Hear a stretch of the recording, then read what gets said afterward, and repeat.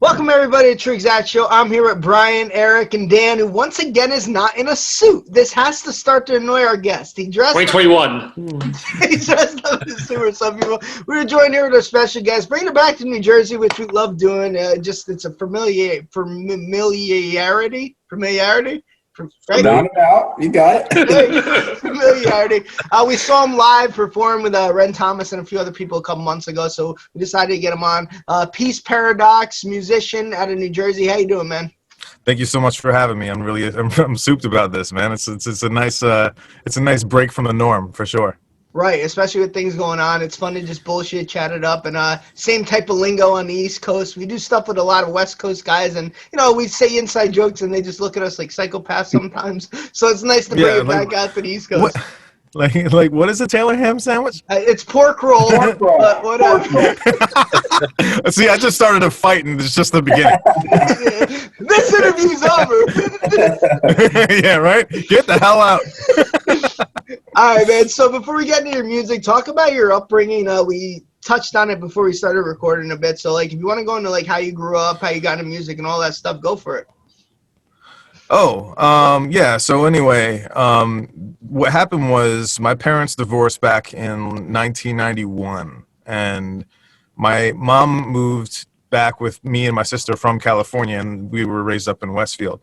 And I was pretty much stayed in Westfield until I graduated, and then afterwards went back to California for school. But when I first started getting into music, I was a teenager, and like music was always just kind of like a really, really big thing for me. And I still have memories of like, going home from McKinley School and like trying to find like the remote and like, immediately turning on like, the music video countdown. Like I was a huge fan of bands like Pearl Jam, Nirvana, Stone Temple Pilots, Alice in Chains was huge. Like Jar of Flies was like one of my favorite albums.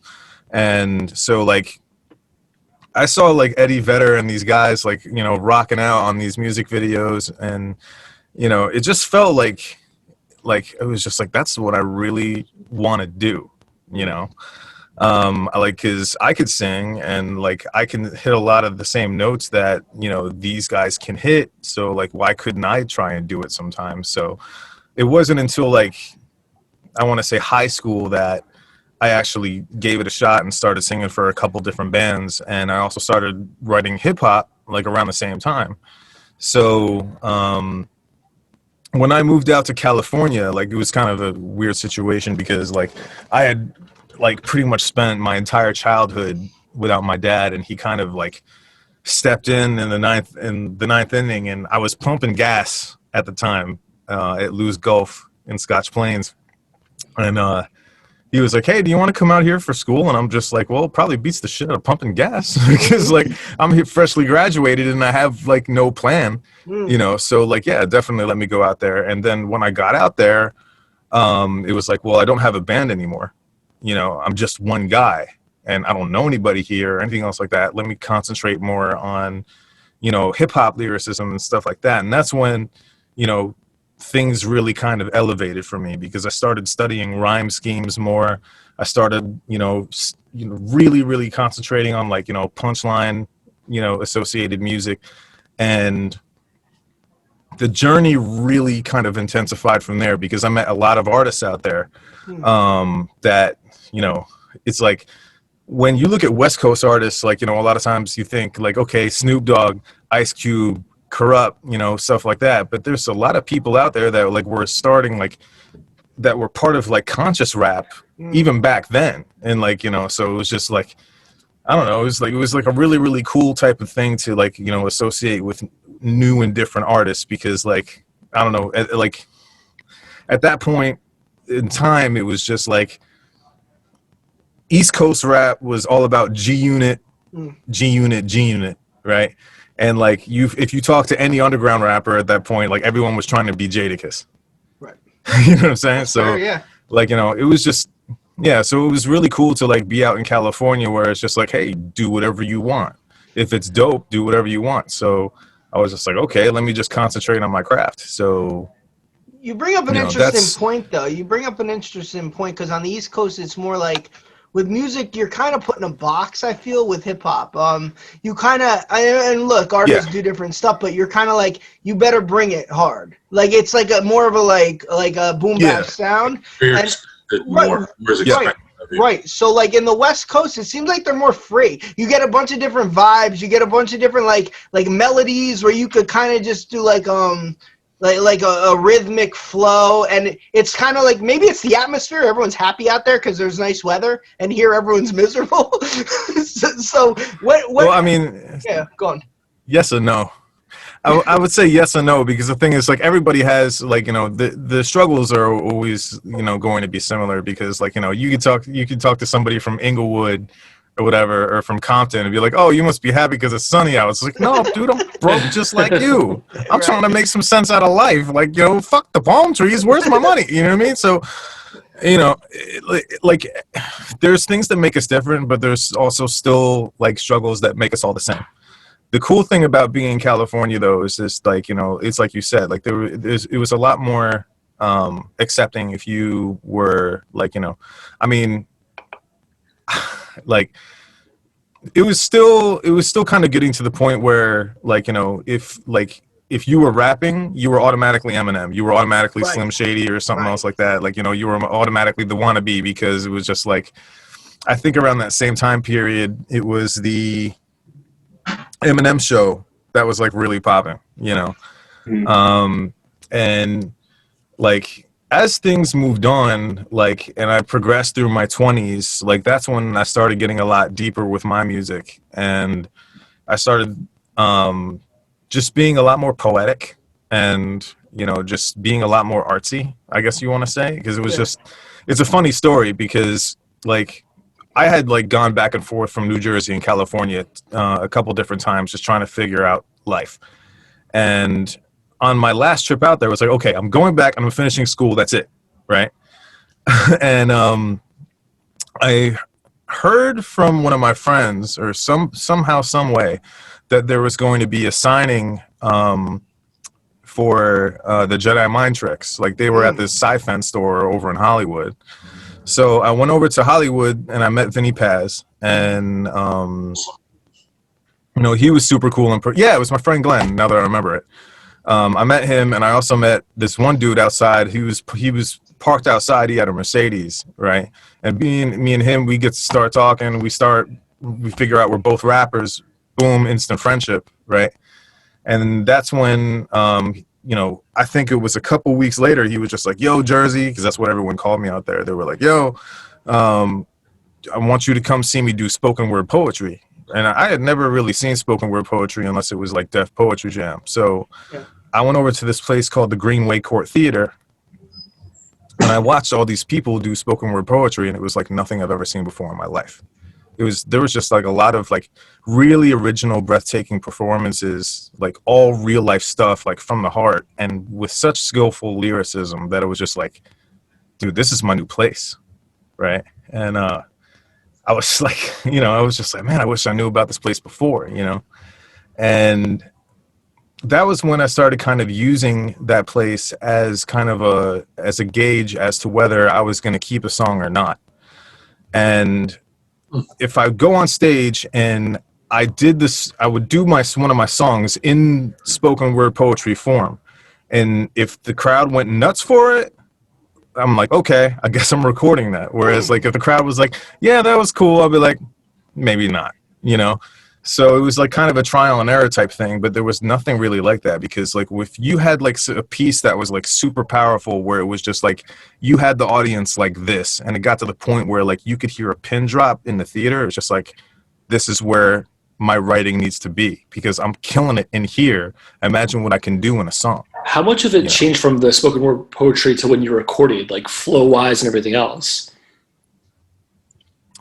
I want, like, not much at all, honestly, because like I think that because I wrote everything in song form before I went and did the spoken word poetry, so you could tell that everything that I was doing was rhyming. Everything was like, you know, ending on a beat. There was always like that snare where you knew where the end rhyme was. But what I was writing about, like, had people going, "You're writing about this? That's crazy." You know what I mean? So like, a lot of times, like, I would walk out of the Greenway Core Theater and they'd be like, where is your SoundCloud, or like, where is your SoundClick, or where is your music? You know what I mean? Because this sounds like music, what you're doing. I'm like, it is. You know what I'm saying? So, you know, that's kind of that's where like a lot of my influence comes from. Like, if you listen to my music, like a lot of my stuff is like super, like, I go deep and I don't care. You know, and like I'm pretty honest with, you know, whatever I'm putting down on the pen, on the pad, and like that's kind of the way I've always been since that experience, since my mid-20s. Now, one more question Or late 20s, I want to say. to Brian or Eric. How did you said you grew up with rock, Eddie Vedder and all them, like, when did you veer, and what artist was it that you heard that made you veer into writing hip-hop? Like, how did That's a really good question. I mean, whatever. I think that, like, you know, I mean, Eminem would be an obvious, like, Right. kind of example, like, because I didn't really have anything to follow, like, really before then. And the funny thing is, like, it's not like he was really that big of an influence either. You know what I mean? But, like, the same time that I was watching, like, you know, all those different rock bands, like, I was also watching UMTV Raps, and I was watching Dr. Dre do, and Snoop, Nothing But a G Thing, you know, stuff like that. And also, like, I was a huge fan of DMX and Busta Rhymes. Right. And, you know, When Disaster Strikes and Dark and Hell is Hot, like, were two of my favorite albums growing up. And that was before, like, I even was, like, that into Eminem. You know, so, like, I want to say, like, if there was anything that really veered me off into writing hip hop, it would be my Uncle Jerry. I have a multiracial family, or biracial, whichever you want to say it. And, like, he knew that I was writing rhymes, and he was like, you know, you got kind of a talent there, like, definitely develop that. And thanks to him, it was like mostly thanks to him that, like, I became, like, so involved in hip hop. Like, he was, like, basically my driving force behind that. And when you get better, and that reflects, and people tell you that, and you get that good feedback, and wants you to keep on, you know, getting more of that. One thing that I like to do a lot, it's kind of corny, like, when I look back on it now, but my friend Luke, before he passed away, he was on this one website where he would put his music up, and, like, you know, when you take a song and you put it out into the internet, you're not just playing it for your friends, you're playing it for people that have never heard anything that you've done before, and they have no problem, like, smashing your song to bits and telling you how much it sucks or whatever. You know, because, like, that was, like, the first form of social media, like, hip-hop forums. You know, like, now you have, like, World Star, someone puts on a video, and then, like, you just want to look into the comment section, and everyone is, like, tearing it down, saying it like it sucks, because, like, everyone hates everything. But you know, like, that was, like, one of the main things that I did. So, like, like, I really liked putting my songs up there, and if I was getting good feedback from people who didn't know me and did not give a shit about me, right, that means that I'm being an effective writer at that point. You know, obviously, I'm not going to be the person who, like, you know, everybody likes. You know what I mean? There's going to be some people that are like, you know, this ain't gangster. What is he talking about? You know what I mean? He's rapping about subatomic particles. Like, I don't feel this shit, right? And I'm not going to feel any type of way about that. You know, I mean, like, you know, there's going to be some music for some people and other music for other people. It doesn't mean that I suck. It just means that it's not your type, right? Yeah. So, like, you know, these are things that you just learn along the way. Yeah. You know. Yeah, right. Brian, I'll pass it to you. Now, when you came back to New Jersey, did you keep going to, like, the spoken word type things to continue practicing songs? Nah, I maybe went to, like, one spoken word thing in, like, this one coffee shop, and I think it was called Van Gogh's Ear or something. And I went there and I did it, and the vibe just was not. The vibe was just not the same. The crowd was not the same. The venue was not the same. Like, I didn't have the same kind of following that I did. And I was like, you know what? I left my kingdom in California, and I'm not going to try and rebuild it here. Like, I'm just going to focus on I was going to say, I'm doing now. It's a lot harder getting up in front of pieces of shit from New Jersey. Ooh. He's right though. 100% true. No Look, comment. you know what? Look, I do stand-up comedy, and I'll go. I mean, I haven't been to an open mic in a while, but I mean, it's so hard to please people from New Jersey and New York, pretty much. It's just we're so critical of every single thing. But look, you could walk up on a stage and somebody could be like, "I don't like the way he does his fucking hair. Fuck this guy." Yeah, I would do that. That's me. Like, that's how I would look at You someone. haven't said anything. You haven't done anything. You're not. Yeah. Just, Right. you walked up. I don't like his fucking walk. This Yeah. fucking guy. Yeah, right? Hair's not fun. Did that asshole just call it a Taylor ham sandwich? Get him the fuck out of here! I would look at, you're right, Brian, because someone would come up and be like, "How's everyone doing today?" I'd be like, "Just get on with it. Fuck this guy." Someone who's You nice. lost me already. We don't like nice people in New Jersey. I understand what you're saying with the internet, though, throwing things out there. There was a photo probably like 12 years ago where I was like in someone's photo online. It was like a Facebook photo. And like the photo was so bad of me and it got like blurred where like my face was stretched. I swear to God. Someone commented and goes, "What is that?" Right? Like, And I just looked, I was dying laughing at the same time. It hurt me so bad. yeah, it was like, oh, how long was I a mutant, and why didn't anyone tell me? So it's either I just ignore it or comment. Yeah. Like, I'm really not that bad looking. Look at this pic. I'm hot. What is That's that? fucking- This is what horrible. is that? That's fucking Eric, go on, man. If you got Yeah, like, so with your type of music, I mean, a lot of people that we've spoken to, they try to find their own lane, and it's difficult, right? Because some people, like you said, they want to put you in a box, and, you just keep going with what you want to do. Have you ever tried, like, have you ever stopped and thought, all right, maybe I shouldn't do what I'm doing and gone back? Have you ever kind of gone back, digressed to what the box was, if that makes sense?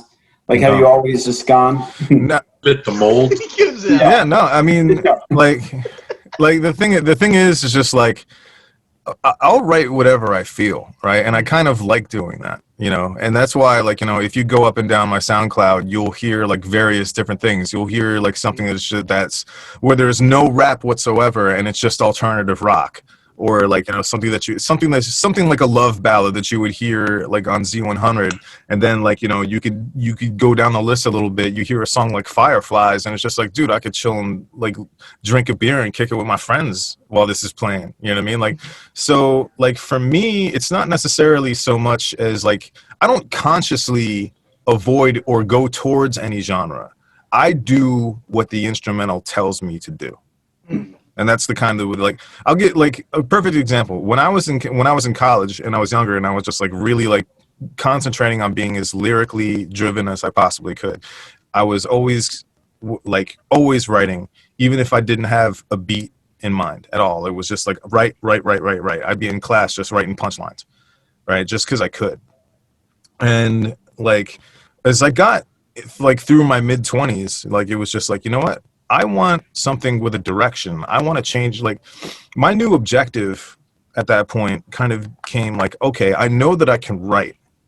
I know that I can have presence on a track, but how can I affect you?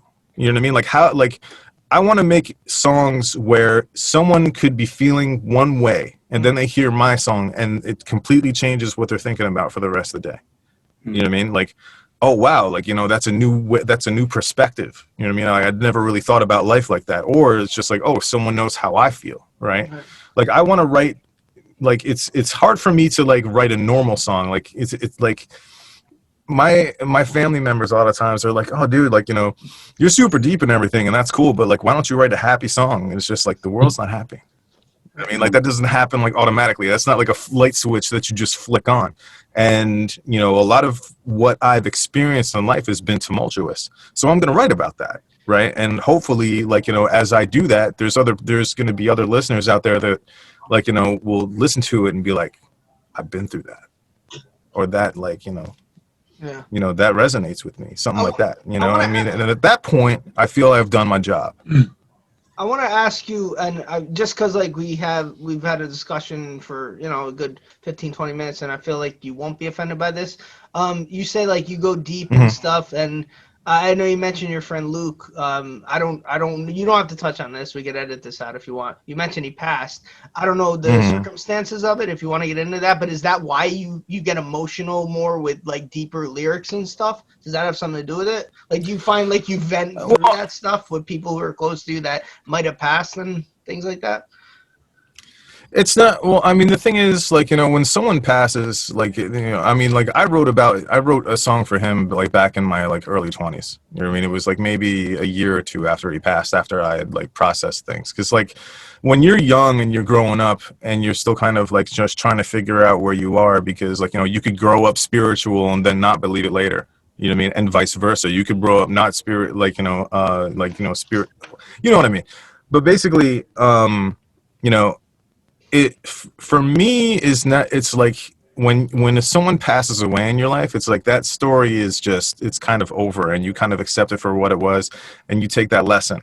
But no one, I don't think that like, death really hurts you as much as betrayal or something like that from people who are still living and like Mm. have like no problem doing that to people. You know what I'm saying? And just are able to go on still living their life. Like, you could have a bad situation, like you could have a good or bad situation with somebody, and they could pass away, and you could just, okay, here's the moral of this story, and like what I'm going to take from this for the rest of my interactions in life.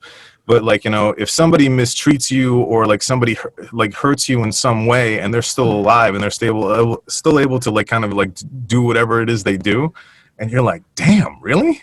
You know what I mean? Like, there's stuff like that in the world. Like, I feel like that affected me more. You know what I mean? And like, it's not really that, you know that much of a mystery. Like, if like, again, I hate to keep on going back to the same No, it's thing, fine. but if you go into my playlist and you listen to my songs, you can hear like there's various different situations. There's situations where, and this is just part of being a human being, you have situations where you might have hurt people and you feel bad about it afterwards. Someone hurts you and you're sad about it. Someone hurts you and you're angry about it. And there's various different ways. Like, when we move through this existence, we're in a pool. You know what I mean? We create like these ripples, you know what I mean, in this pool, and we affect other people. All right. And it's really kind of up to us as to whether we're going to affect other people in a positive or negative way. And you find that, like, you have these reactions to others. Sometimes you're going to be the good guy, sometimes you're going to be the bad guy. It's like no one is 100% good and no one is 100% bad. And that's kind of like, it kind of goes back to the meaning of the peace paradox. And what that is it's essentially a metaphor for life. You're, it's kind of like, when Biggie said this, like, back in one of his music videos, the more money you make, the more problems that you get. The more that you try to attain peace, the harder you have to fight in order to do it, right? Because this life is about struggling. It's about pain. It's about getting through that pain, learning the lessons from it, and trying to just get through it, right? The most ideal, path through it is to try and be as much of a benevolent person as you can, and hopefully you can be remembered for that. But not everybody has that mind state. Some people be like, hey man, I live once, I'll do whatever I want and fuck how anybody feels about it. You know what I mean? So you can be one of those people, you can meet those people. Either way, we all have different personalities, we interact with people in different ways. We're not always the good guy or the bad guy, and that's just what life is. It's very fucking That was informative, man. extremely well put. Yeah, no, I'm always the good guy, though. I'm 100% the You're good never the good guy. guy. I'm always the good guy. Goes by Scotty Always the Goodyear. villain, man. No, but yeah, you ever think about motivational speaking? This, Yeah. No. As a oh, matter of no. fact, no. The funny thing is, like I was actually part of a law firm, and there, like, one of the things there was a guy who led the law firm, and he's an absolute genius. And part of like his assignments to his lawyers was to, like, you need to watch this motivational speaker stuff, and it was Tony Robbins and whatnot. And, like, he had some good points and stuff like that, but, like, to me, it just kind of felt kind of cultish. You know what I mean? Yeah. So, like, I don't know, like, if in the event that, like, I somehow ever decide to stop making music and I decide to, like, start recording my whimsical views on life or whatever, like, maybe that will be something I get into. But right now, like, as long as I have my youth left, or what little of it, what I mean? Yeah. I want to create music and, help people out. Have you ever thought about like actually like starting to like perform with like how you weren't able to perform with like a band? Are you like looking to kind of like bring that back into your music? Dan just bought a set There's of been a drums, couple songs looking for a singer. I can supply vocals. I'm a tenor too, but like, the thing is, like, I've done songs where people would go like, it'd be really cool if there was some electric guitar here, like this would be an awesome place for a guitar solo, so, like, it kind of, like, it frustrates me because I'll be like, oh man, I wish I could play that. Like, if I could just, like, go to Guitar Center, immediately develop the skill, come back home, plug it into my interface, and put it in there, then I would. Right. But, like, I've only been strictly a vocalist. Like, whenever I've tried to play an instrument and sing at the same time, like, my dyslexia would kick in and be like, no, you're not. You're not doing that today. Nope. So eventually, like, I just decided to quit the attempt and just stayed with writing and being a vocalist. And so far, it's served me pretty well. Cool. Brian, Eric? I'm still caught up on all the things he said. Now, I have a question.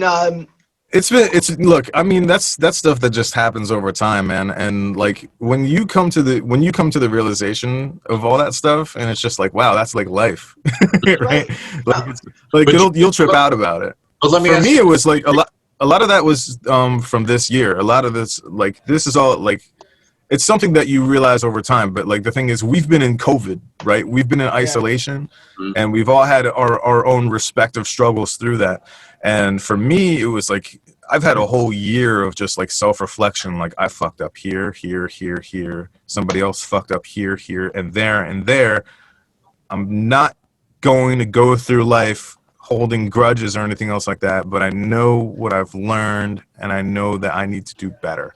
You know what I mean? And, like, that's the kind of, like, that's the conclusion that I came to, And it's an opportunity that you probably wouldn't get in any other part of your life either. Like, you'd have it at any time, though. No, it could happen at any time, but I think it was just the isolation. Like, for me, like, I had, like, it was a really, really rough couple first months for me in the beginning of the year because I got laid off for a month. And, it was just after, like, me having a huge falling out with somebody that I cared about. And, like, I was just in my house for a month, like, just in it. Like, you can't escape it, and I was not doing well at all. And then, like, I got called back into work, and there was no more court at that point. And I'm a lawyer, you know what I mean? Like, if I don't go to court, it's like I don't feel like I'm doing my job. I don't feel like what I'm doing is fulfilling. And then, like, the months keep on going on. You're like, when is that going to come back? And you realize it's not coming back because COVID is just here, and we don't know when it's going to go away. So when life becomes that repetitive, you know what I mean? You just get stuck in your own head because, like, all the images that you see on a daily basis are the same.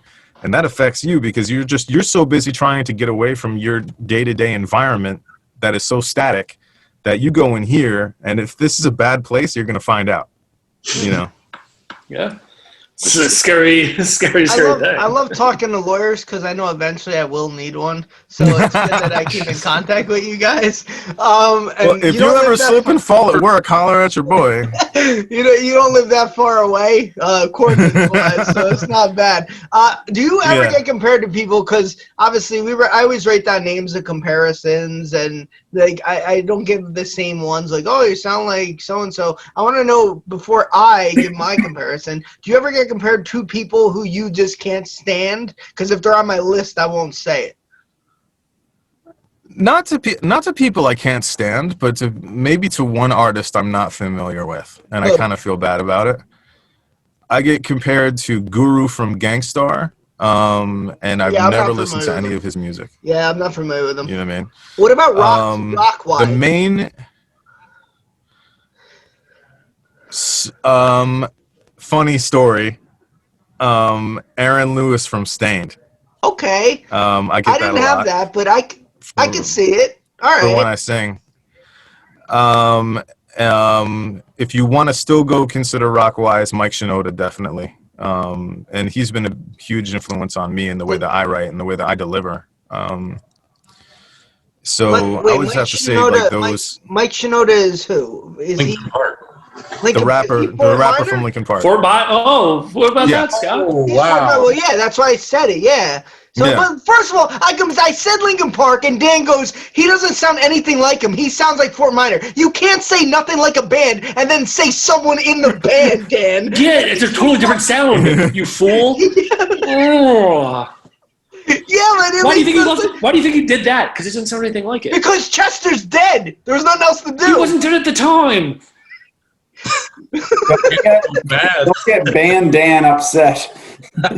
It's like Dan's wife is probably like, "Why are you yelling right now?" Yes. Am I right, guys? You can't say he sounds nothing like the band, then say he sounds like someone that's part of the band. That But to like me, music-wise, it sounds more like Fort Minor. That sounds like something a Shapiro would say. yeah, definitely a Shapiro move. Sorry about that. Sorry about that, Peace.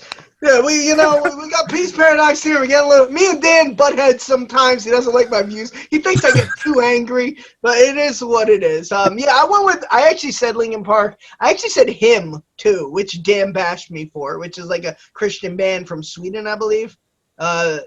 Anyway, but Really? yeah, a little bit. Because I've heard of them and I've never listened to them. Yeah, I got like a little Wings of a Butterfly. If you listen to that song, a little bit in some of your music. Wow, I gotta check that out. Yeah, you'll probably hate it and then never I've answer seen- my shit again. It's from like No, CKY. because like I've seen like posters of that dude or whatever, like a little promos and stuff like that over years, and like I've never actually checked it out. One more thing, couple more things. Just one more from me. Just then I'll pass around again because I hate feeling like a haga, but like I just get like so into these sometimes that like I. Dude, I can do these. I can do this for like the next 5 hours. I don't care. Okay, I have to go to work though, so I can't do that. No, but no, this is really cool. All right. Well, you said that like you got to a certain age where you kind of like had a reflection, and I feel like we're all getting there at our age. Like I'm in my 30s now. You're in your 30s. We all are. And when you're younger, you're like there's a bitterness about you. This is just me personally, from my experience.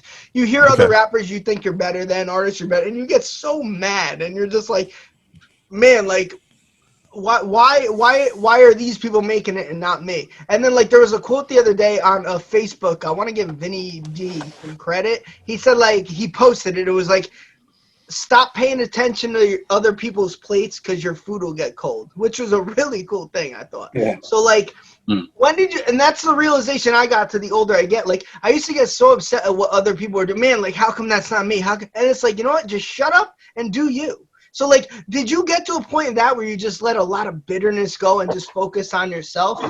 Or am I just like being a fucking weirdo and that's only me? I'm not gonna say that is what we call in logic a false dichotomy. I don't know what that is. Right. Well, it's basically you're giving me two choices, but there's other choices that are available. Yeah, no, right? there's only two choices. Right. No, you're not being a weirdo. And like the thing is, like as far as that is concerned, like there's times where I'm going to feel ridiculous, because like I'll write a song, right, that is like really, really in depth, right? And I'll be like, yo, like, that's crazy. Like I wrote this one song called Find a Way, right?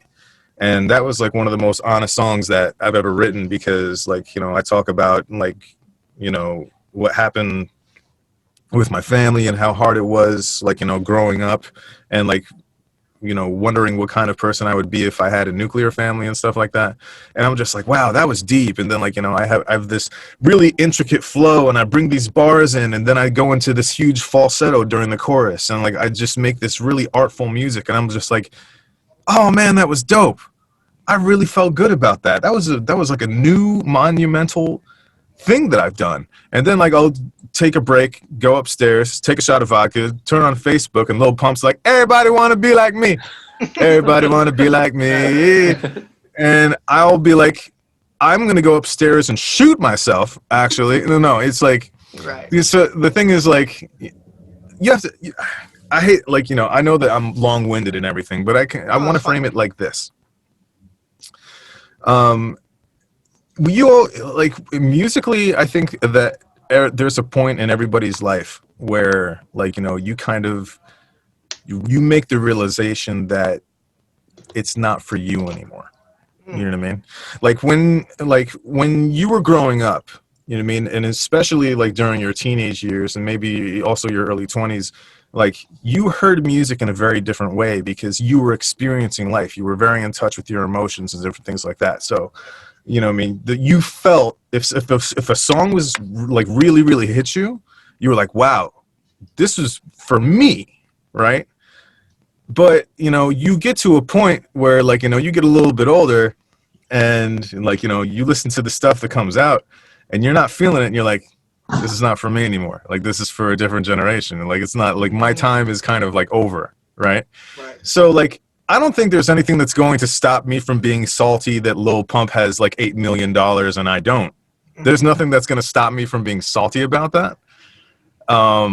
But it's not, you know, like good for him that he got it. Right. You know what I mean? Yeah. It is what it is. I never you know? knock the artist. You know, it is what it is. If the money's out there to make, the money's out there to make.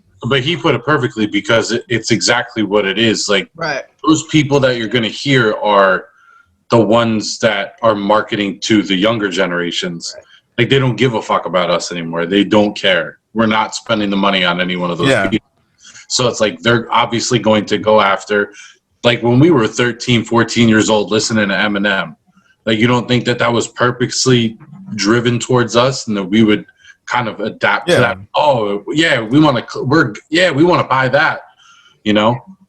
Yeah, same thing with Linkin Park, and I say this with like a joke, even though like I respect the band so much, like and they were such a huge part of my life. But if you think about it from a marketing perspective, who was into Linkin Park when they first came out? Teenagers. And how easy is it to depress a teenager? It's like shooting fish in a barrel, right? Automatic money.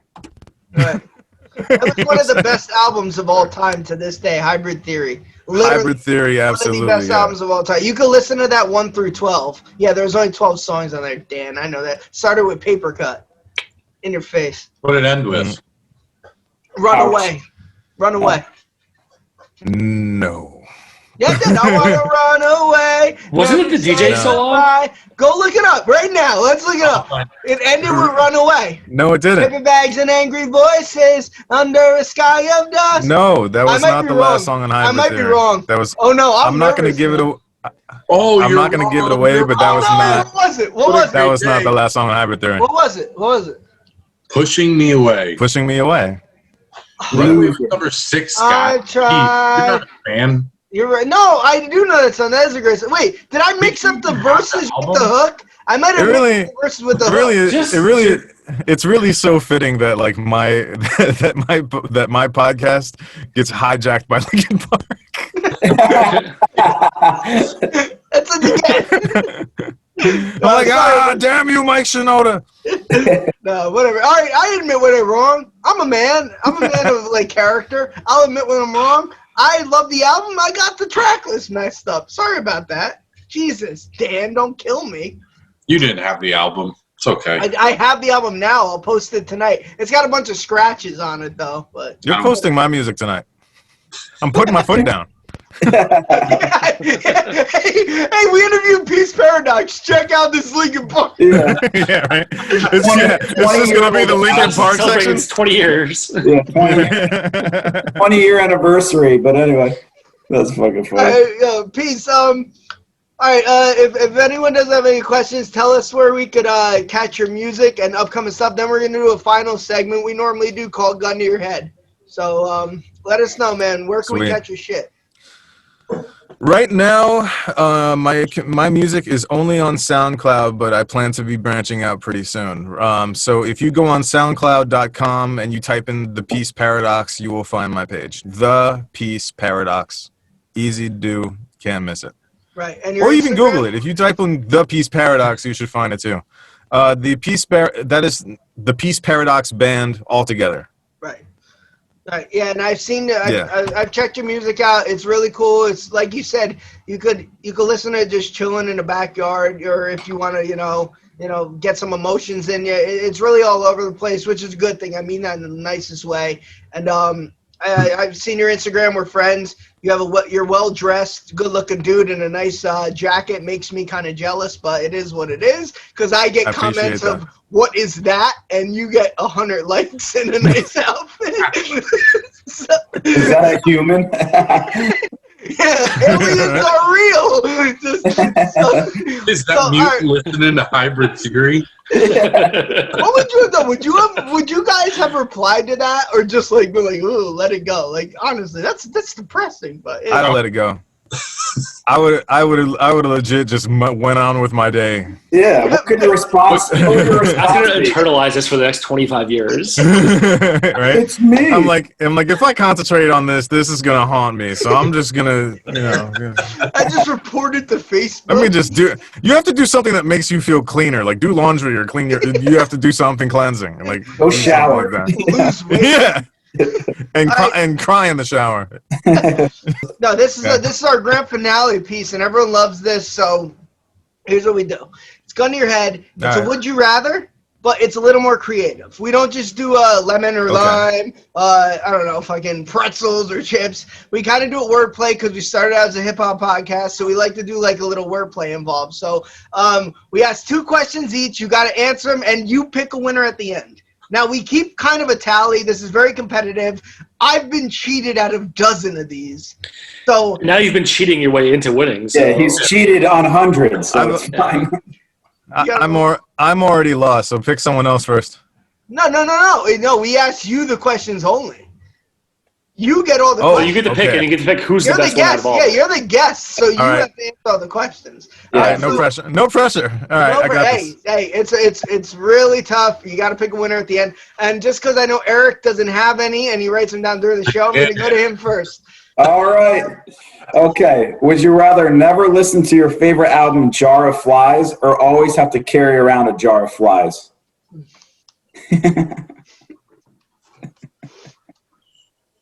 Wait, I'm sorry. Well, if I never had to listen to the album again and I could like eschew the Jar of Flies, because that would just be weird in public. Yeah, It's either sorry. one. I guess that album would have to die with Mr. Staley. Okay. All right. Would you rather never perform as Peace Paradox again, or get beat up by and kicked by someone wearing a pair of Crocs?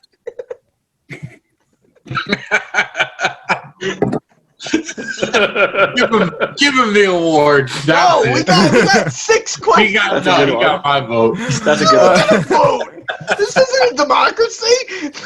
I don't know. Like I The new think that embargo, Scott. I would change the group name, because I think if someone actually whoops on you in a pair of Crocs, you'll never be able to live that down. Yeah. That's like that recent Twisted Tea video. Like Yeah. that's all like that's all that guy's ever going to be known for in life, is the guy who got smacked with a Twisted Tea, right? Yeah. And I don't want to be forever known as the guy who got world starred by a dude with Crocs on. So I'll change my band name. That's fine. All right, All I'll right. go Hang on. next. I'll go next just because that'll be tough to follow, and everyone thinks I like to go last, so they're fresh in the head of the guest. All right, so I took this from the Simpsons Tide episode, just so they're not getting credit. Hey, listen, you can't give references before your question. Questions. Okay, I haven't watched television most of my fine. life, and this is not going to go well. Well, it's fair enough. Brian seems to make rules as the fucking episode goes on. So, all right, would you Because rather? I'm the czar of this game. All right, you could have world peace, but Okay. it would mean that you have to eat peas for the rest of your life. Nobody smile at all. He's thinking. He's an intellectual thinker. I'm allergic to peas. I'm gonna go with not having world peace because I'm pretty sure that on a diet of peas you would die. Nice. Um, Selfish yeah. move there.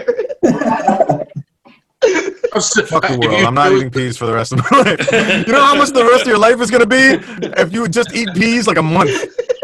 That's the rest of your life because you're gonna be dead at the end of it. You'll be dead in 30 days. All right. Just eating peas. That's crazy talk. All right. For a I'm not year, even sure if that's scientifically correct. You could be dead in a week. keep going. Anything. We can keep laughing at this one. This is a great question. All right. Would you rather for a year, peace? Giving himself props. Would you rather Dan gets so mad. For a year, would you rather only eat Subway or take the Subway everywhere you go? Yeah. You didn't have any other ones. That's a tough one. That's a really good question to me.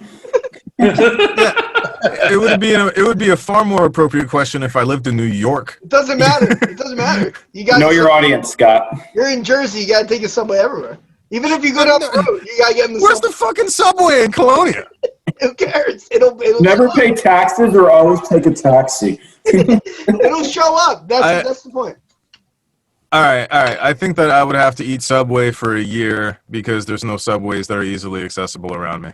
So you choose Subway, but you won't eat peas to save the world. Got ya.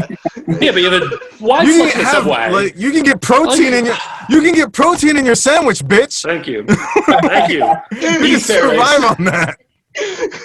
All right, Dan, we'll go to you. All right, I went the paradox route with this one. So live your life as Schrodinger's cat or Skinner's rat. Oh God. Mark, man, that's not funny. I would go with Schrodinger's cat. Ooh, okay, 50-50. I would go with Schrodinger's cat He goes 50-50. because no, I would go with Schrodinger's cat. The reason why is like I could just frustrate people with that for the rest of my life. All right. Right? Because no one understands it. Right. Okay, be critiqued by Edgar Allan Poe or write a song with Sheryl Crow. Please pick what I want you to pick here. I read a song with Sheryl Crow. Oh, Jesus. Yes! Fucking What the Scott. worst artist ever. What do I care what Edgar Allan Poe thinks? Dead. You know what I mean? You're dead as shit and you ain't got bars like me. Go ahead, Brian. Would you rather give the Quote worst? the Raven. Who cares? I don't accept Edgar Allan Poe slander. I don't. How dare you? Go on, Brian. Your posthumous criticism is not valid here. Would you rather give the worst stocking stuffer gifts or be stuffed in a stocking? That's a good one.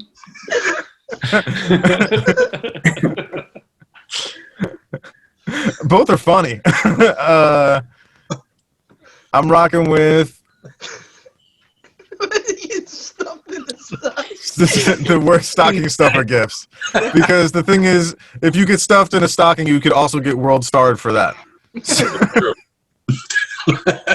Someone will get a picture of that, and you'll never live it down. There's like an underlying fear right there. It's not like you're getting put in a stocking, like you're being slowly stuffed in one. It's just horrible. No. Wait, what are you doing to me? Last one, Brian. Okay. When you get older, would you rather be described as a spring chicken or get shot with springs by a chicken? Just the visual of that made me happy. This chicken have a gun. The spring gun. That is a chicken that is probably like, you know, he's seen the oppression of his people And he's done. over thousands of years and just wanted some form of retribution. Unfortunately, the only ammunition he could find was springs. Springs. He However, just wants to cluck shit up. yeah. However, I would validate him and allow him to shoot me with the springs. Oh, Nice. All right. This is what's gonna happen. It's gonna be I'll be like, try again. Getting both eyes All right. blinded. All right. So, what's your favorite question? Who's the winner here? I'd give it. I would.